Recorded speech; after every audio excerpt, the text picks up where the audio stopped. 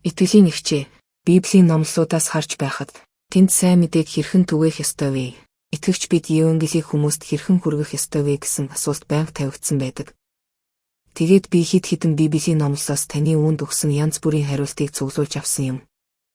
Гэтэл энэ асуултуудаас нийгмэл онцгой зүйл анзаарэгдсэн нь та зарим нэг итгэгч нарт яг юу хийх ёстойг нь наривчлан зааж өгдөг бол заримдаа та эзний үлсийг тунхаглаж түүнийг магтах нь бидний үүрэг гэж заасан байсан. Мөн та бас зарим тохиолдолд олон зүйл ярихгүйгээр зүгээр л би таныг Бурхан өөрөөгөө илчилдэг сүм рүүгээ урьж байна гэж хэлэхэд хангалттай гэж байхыг би бас харж байсан. Итгэлийн эгчээ, энэ миний асуулт юм. Учир нь итгэлийн ах Луисын нэг удаа өргөдөж очсон айлын хүмүүс түүнийг номлол хийх байх гэж бодсон ч тэр тгээгүү гэсэн гэрчлэл нь бас санаад бууж байна. Тэгээд бүх хариултыг нийлүүлж хараад би өөрөөсөө асуусан зүйл маань сайн мэдээг түгээн гэдэг нь эзнээс ирэх бэлэг авьяас юм бол альва нөхцөл байдлыг танин мэдэх чадвар үүнд хэрэгтэй юу? Сайн мэдээг түгээхээс өмнө их, бага ярих, яг одоо хэлэх тохиромжтой цаг мөн эсхийг таних чадахын тулд эзнээс бид нар энэ танин мэдэх чадварыг гуйх ёстой юу? Хүмүүсийг биднээс гэрүүж гүйхгүйд хүрэхгүй тулд бид биеэ хэрхэн авч явах ёстой вэ? Хэн нэгэн бидэнд зовлонгоо тоочход түүнд өгөх хариулт нь бидний гарт байгаад тэр хүнд хэлмээр байвч тухайн хүн тэр мөчид үүнийг сонсхийг хүсэхэргүй байвал бид яавал зохистой вэ? Зөв зүйтэй үгээ олж чадахын тулд ямар мэрэгэн ухаан бидэнд шаардлагатай вэ? Баярлалаа, итгэлийн эгчээ. Энэ нь сайн мэдээ түгээж байгаа хүнээсээ хамааралтай юм. Зарим хүмүүс дуугай, мэдрэмжээ хэрхэн илэрхийлэхээ сайн мэддэггүй. Ийм хүмүүс зүгээр л миний явдаг сүмд Бурхан өөрийгөө нэгчилж бидэн рүү ярьдаг. Бурхан тэнд итгэрэл хийгээд гайхамшгаа үлддэг. Би чамайг урьж байна. Бурхан чиний өвчнөд эдгэж өгөх болно гэж хэлэхэд л болно. Үүгээр та тэр хүнд сайн мэдээг хүргэсэн гэсэн үг. Ямар ч олон таван үггүй, удаан тайлбарлах шаардлагагүйгээр. Харин зарим нэг хүн яриа хөөрөө сайтай, уран цэцэн байдаг. Тийм хүн нь мэдээж их ярихад буруудахгүй. Зарим нэгэнд нь Бурхан энэ чадварыг, энэ бэлэг авьяасыг өгсөн байдаг. Ийм хүмүүс уулдсан хүн бүрээс сүмдөрж ай хилчих зүйлгүй сайн мэддэг түгээдэг. Энэ бол миний гайхан биширдэг нэг чадвар юм.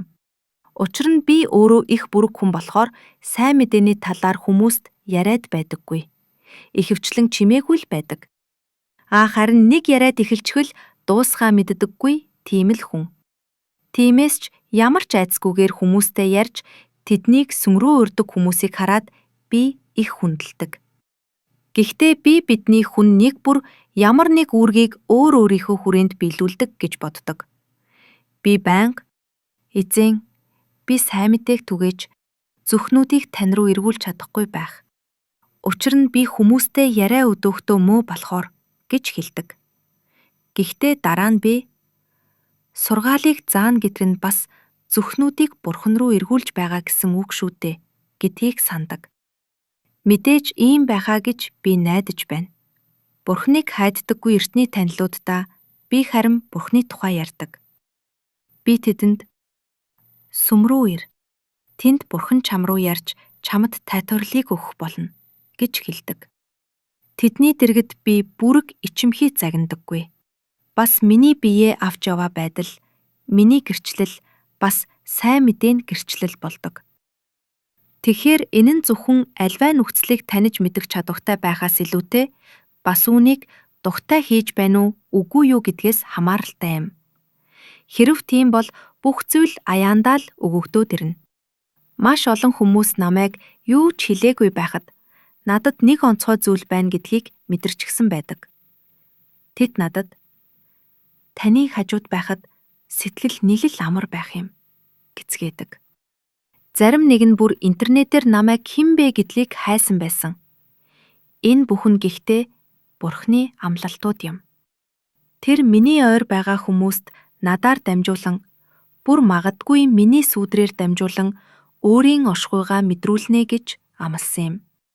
Би ядаж л нэг ч гэсэн зүрхийг Бурхан руу эргүүлэх юмсан гэж их хүсдэгч, ихэнхдээ энэ хүнийг урих цаг нь арай л болоогүй байна гэж бодоод биеэ барьдаг.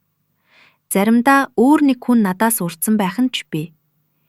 Энэ нь ч бас сайн юм. Гэлээч энэ нь Бурхны хүн нэг бүрт янз бүрээр өгдөг Бурхны ивэл бэлэг авьяас юм. Ийм байсаар ч байх болно. Би хүн бүртээ амархан яриа өдөөж чаддаг хүмүүсийг гайхан биширдэг. Гэхдээ хэдийгээр би ийм бишиж, хүмүүст сайн мэдээг хүргэх олон арга зам Бурханд бий гэдгийг би мэднэ. Тиймээс итгэлийн дүү, та үргэлжлүүлээд хичээгээрэй. Над шиг битгий бүрэг байгаарай.